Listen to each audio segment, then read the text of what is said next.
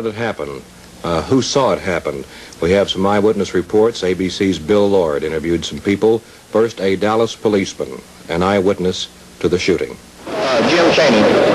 I understand that you were riding next to the president's car when the assassination took place. I was riding on the right rear fender. What happened?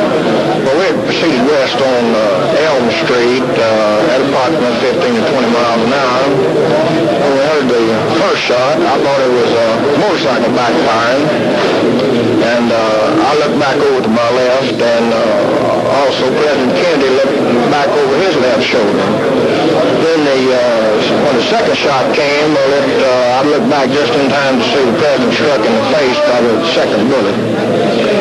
He slung forward into Miss Kennedy's lap, and when it was apparent to me that we were being fired upon, I went ahead of the president's car to inform Chief Curry that the president had been hit, and then he instructed us over there to take him to Parkland Hospital, and he had Parkland Hospital stand by.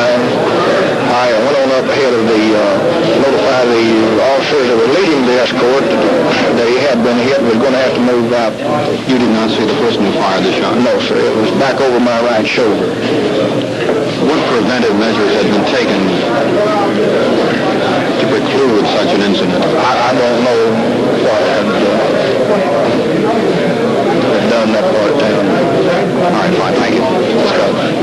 This patrolman was so close to the president that following the 3 shots, his uniform was spattered with blood.